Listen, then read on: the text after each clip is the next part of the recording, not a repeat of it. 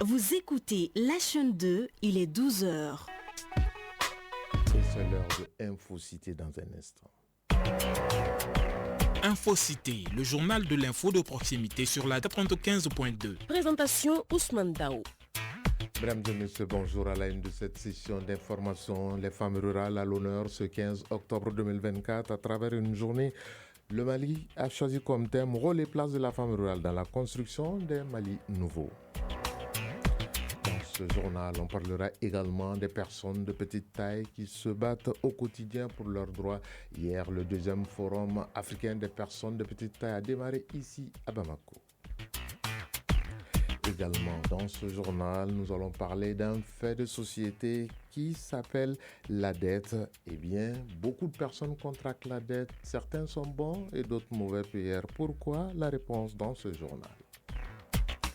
La page internationale sera développée par Sori Ibrahima Traoré. Il va nous emmener au Sénégal avec le nouveau plan de développement du pays décliné hier par le Premier ministre Ousmane Sonko. Il sera également question d'inondation au Nigeria, sans oublier les élections aux États-Unis et la guerre au Proche-Orient. Voilà pour le sommaire, dans un instant les détails.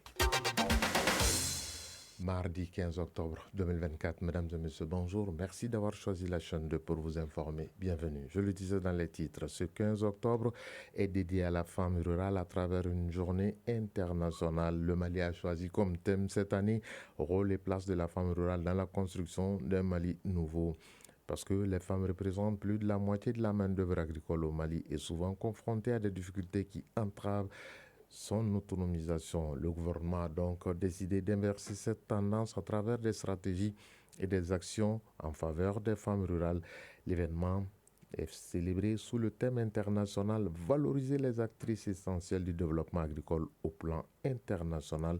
C'est pour rendre un hommage mérité à la femme rurale au Mali ce 15 octobre. Le thème, c'est « Rôle et place de la femme rurale dans la construction d'un Mali nouveau ».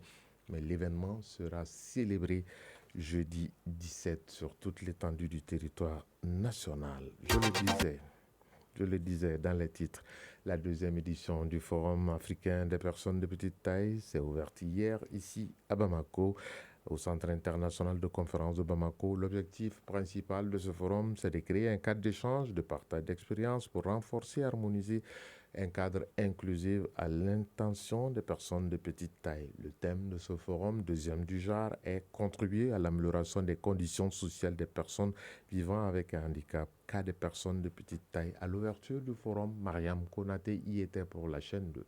Le forum a débuté par une ambiance festive rythmée par des chants et danses traditionnelles.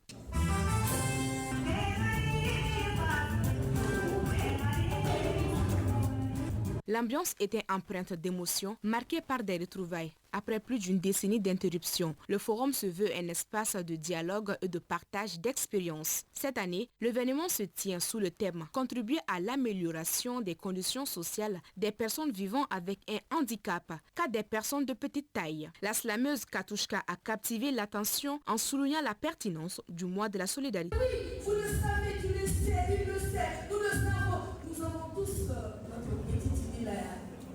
Les participants, visiblement émus, ont exprimé leur enthousiasme pour cette reprise, qui représente pour eux une opportunité de promouvoir le développement et l'épanouissement des personnes de petite taille. Youssouf Djiré, participant. Vraiment, je suis très content d'être là aujourd'hui parce qu'avec ce forum-là, ça va permettre le monde entier qu'il y a les petites tailles, là où ils se trouvent, ils ont droit à vivre comme tout le monde. Awa Touré, participante. Vraiment, nous sommes tous contents aujourd'hui et c'est une très bonne initiative aussi. Ça se passe très bien, Dieu merci. Les Miss des 11 pays africains, dont ceux de l'AES, étaient sur place. Mariam Ouedraogo, Miss du Burkina Faso. Je représente le Burkina Faso à la deuxième édition du Forum africain des personnes de petite taille. Pourquoi vous êtes là aujourd'hui? Nous, les personnes handicapées, nous sommes vraiment rejetées dans la société. C'est à cause de tout cela, je vais mettre frein à ce phénomène-là afin que nous aussi, nous pouvons avoir une place digne, comme le nom le dit, dans la société. Salmatou Boubacar, Miss du Niger. Je suis nigérienne.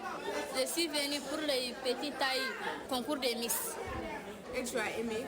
Oui, j'ai aimé Wallahi. La présidente de l'association malienne des personnes de petite taille a pris la parole avec une émotion palpable. Elle a rappelé que ce forum est bien plus qu'une simple rencontre avant d'exprimer sa joie de voir la tenue de ce forum après 14 ans d'interruption. Khadija Toubari, présidente de l'association malienne des personnes de petite taille. Après l'ouverture, nous allons faire 2 jours de débat et 2 jours d'échange d'expériences par rapport aux différents pays qui sont là. Et on va clôturer le vendredi par l'élection Miss d'Afrique des personnes de petite taille, dont la Guinée qui détient toujours la couronne, ça vaut 14 ans. Je pense que cette année, la couronne va rester au Mali, Inch'Allah. De nombreuses autorités ont également assisté à la cérémonie, témoignant de l'importance de cet événement pour les personnes de petite taille. Le forum se poursuivra jusqu'au 18 octobre et porte fièrement sur le slogan « Mon droit, mon devoir ». Bon travaux aux personnes de petite taille qui œuvrent et qui se battent pour leur autonomisation depuis un certain nombre d'années. Autre célébration, c'est l'indépendance du Mali qui a été célébrée le 22 septembre dernier. Eh bien, l'association Benkadi de Kabbalah, elle, a préféré célébrer le week-end passé et c'était devant Tanabet Sangaré. Nous sommes sur le terrain de football de Kabbalah dans le 7e arrondissement du district de Bamako. Ici, les membres de l'association Benkadi du quartier mobilisent les habitants pour commémorer le 22 septembre, date d'anniversaire de l'indépendance du Mali. En droite ligne des objectifs de l'association, les responsables de Benkadi sont revenus sur leur engagement à aider, à soutenir et à promouvoir la féminité. Abdoulaye Sanogo, président de l'association Benkadi de Kabbalah. Sans les femmes, on ne peut pas avoir l'indépendance. Parce que Benkadi, ça veut dire pour avoir une réconciliation entre les femmes, pour que les femmes puissent se réconcilier, travailler ensemble et pour qu'on puisse aider nos responsables de la transition. Le parrain de la cérémonie et le responsable des jeunes de Kalabankoro n'ont pas manqué de saluer le soutien multiforme des femmes pour le développement, la croissance économique, ainsi qu'au processus de paix et de sécurité au Mali. Des initiatives salvatrices qui ont motivé, selon les témoignages, la forte participation des populations à cet événement. Bassan Doumbia, commerçante. J'ai entendu l'annonce de cet événement il y a quelques jours et j'ai décidé de venir participer pour soutenir mes amis et mes sœurs. Oisso, parrain de l'événement.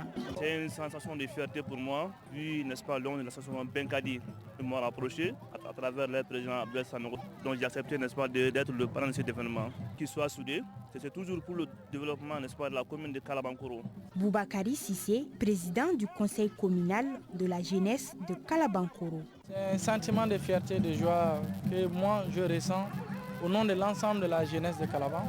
Parce qu'une activité organisée par nos mamans, nos soeurs, nos épouses, c'est une fierté de voir ça qui montre que quoi qu'il arrivera, il y aura de l'espoir. À l'image de la célébration reçue du 22 septembre 2024, les membres de l'association Benkadi entendent perpétuer cet événement culturel qui renforce le brassage entre les populations de Kabbalah.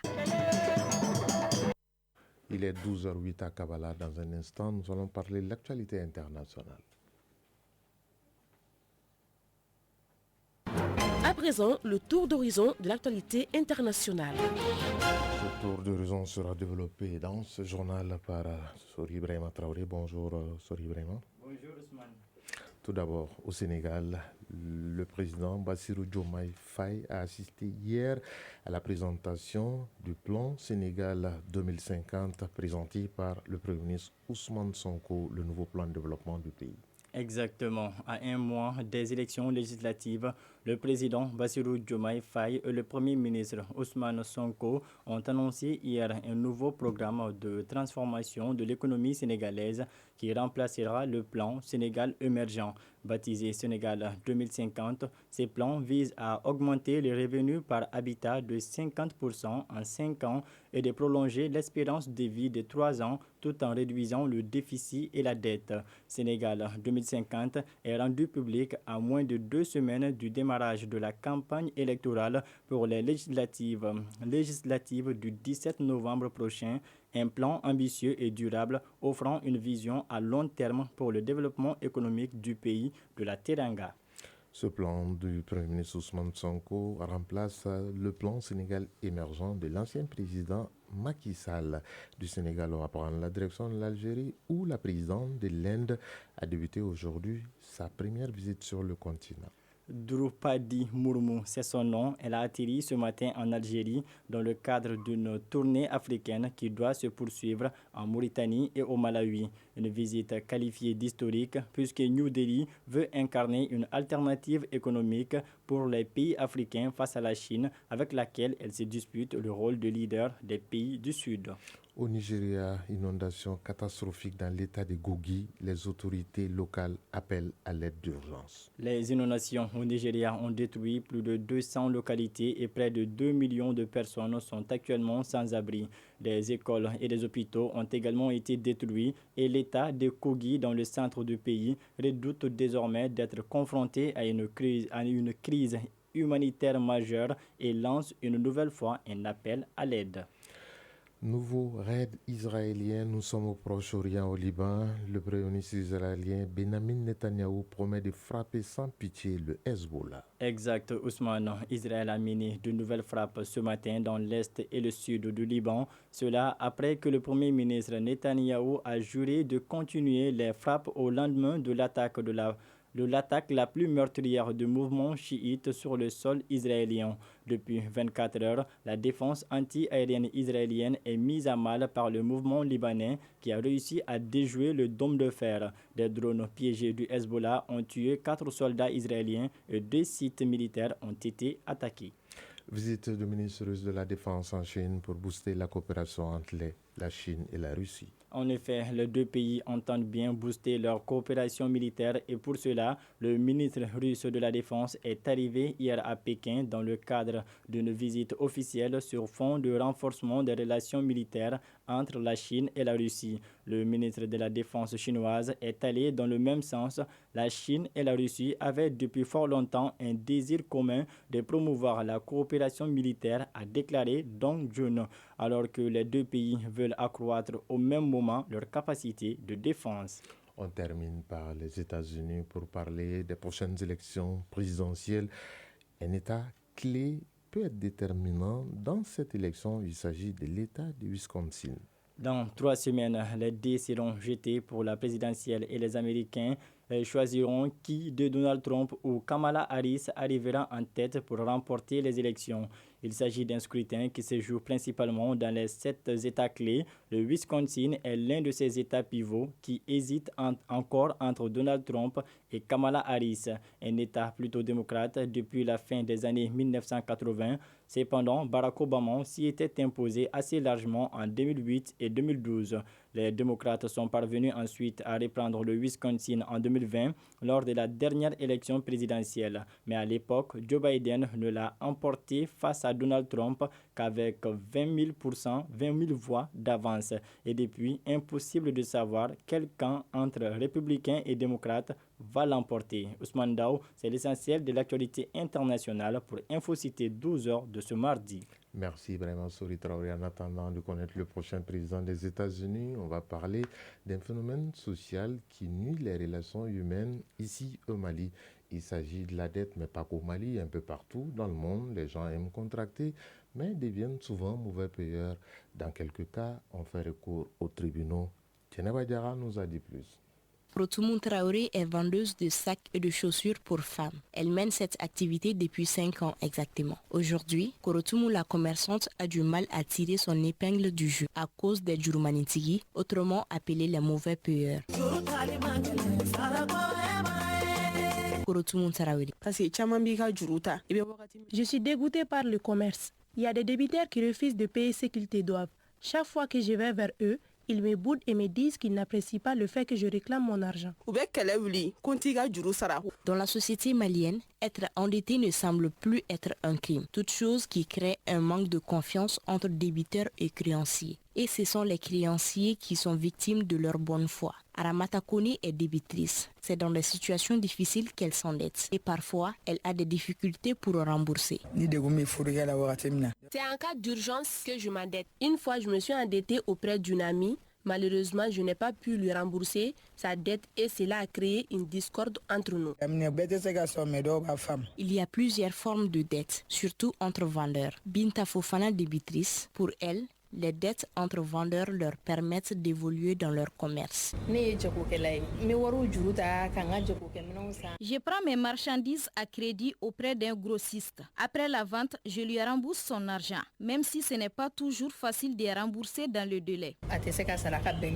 D'autres ne tolèrent pas cette situation. C'est le cas de Aminata Koulibaly et Mariam Touré. Selon elle, c'est de la négligence et cela n'est pas à pardonner. Aminata Koulibaly. Moi, quand même, quand tu prends mes marchandises, tu me payes obligatoirement. Sinon, tu auras affaire à la justice. Parce qu'il y a des gens, ils te poussent à réagir de la sorte.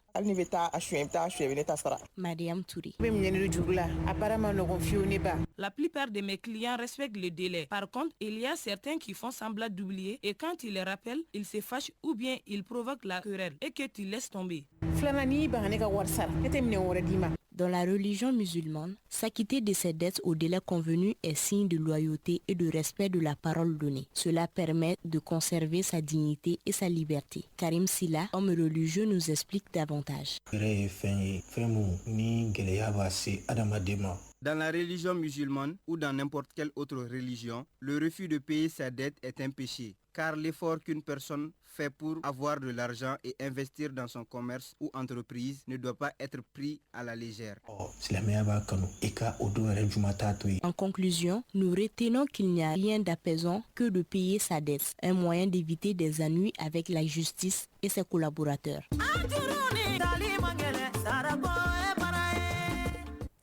Parlons de littérature dans ce journal avec une nouvelle parution dénommée Résilience. L'auteur est Cheikh Sidi Diarra, ancien diplomate et homme politique. Korotou Mundiara nous bouquine cette nouvelle parution. Résilience est un livre de 382 pages inspiré des contextes diplomatiques et les défis personnels de l'écrivain. L'ouvrage propose des passages profonds qui guident la jeune génération pour surmonter les obstacles et réussir sa carrière. Cheikh Sidi Diarra, auteur du livre. J'ai estimé qu'après 42 ans de carrière professionnelle, il fallait faire un retour d'expérience pour la nouvelle génération pour que là où nous avons réussi, ça puisse inspirer les jeunes, mais là où nous avons trébuché aussi, qu'ils en tirent les leçons pour éviter de tomber dans les mêmes pièges. Et donc c'est une expérience tant au niveau national qu'international. Ça parle de diplomatie et de politique pure au niveau national parce qu'à un moment donné, j'ai fait aussi un peu de politique. Cheikh Sidi Diarra a également évoqué son passage préféré dans les livres. Le fait d'avoir vécu à Kidal pendant 7 ans, dans les années 60, et d'avoir vécu la première rébellion à Kidal étant à l'intérieur de la ville, ça c'était un passage très marquant parce que j'étais encore jeune. Présente à la cérémonie, l'écrivaine Taki Kanté, venue spécialement pour se procurer un exemplaire du livre Résilience, a exprimé son enthousiasme. Ce livre aujourd'hui que nous propose M. Cheikh Sidi Diarra est une véritable pépite. Ce livre qui s'appelle Résilience nous partage des pans de sa vie et je pense aujourd'hui qu'en tant que jeune, j'ai beaucoup à apprendre de lui. C'est ça qui m'a motivée vraiment à venir aujourd'hui procurer ce livre, en découvrir le contenu. Parmi les participants se trouvait aussi Mahamadou Nimaga, ancien ambassadeur du Mali aux États-Unis et ami de l'auteur. C'est une figure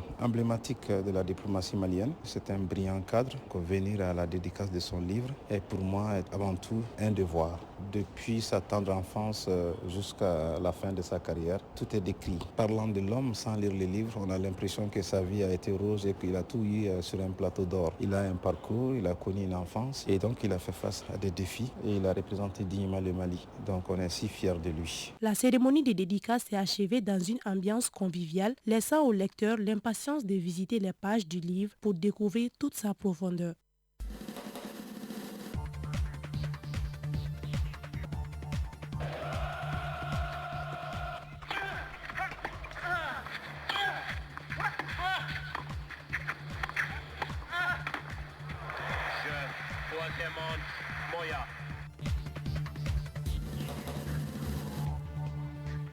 Ce générique annonce la page sportive de ce journal, une page sportive dominée essentiellement par le football, à savoir la 4e journée des éliminatoires de la Coupe d'Afrique des Nations Maroc 2025. Dans quelques heures, précisément à 16h temps universel, Le Mali va affronter la Guinée-Bissau. Ce sera au compte de la manche retour à l'aller ici à Bamako. On se rappelle, vendredi dernier, les Aigles s'étaient assurés par le minimum 1-0. Après 3 journées, le Mali occupe la tête du groupe avec 7 points, suivi bien sûr du Mozambique qui a 5 points et la Guinée-Bissau à 3 points et Swatini ferme la marche avec 1 point. Une victoire des Aigles qualifie directement les Aigles pour le Maroc après seulement 4 journées. Déjà, certains pays ont obtenu leur ticket. Il s'agit de l'Égypte, de l'Algérie et du Burkina Faso. Voilà dans un instant la couleur du temps.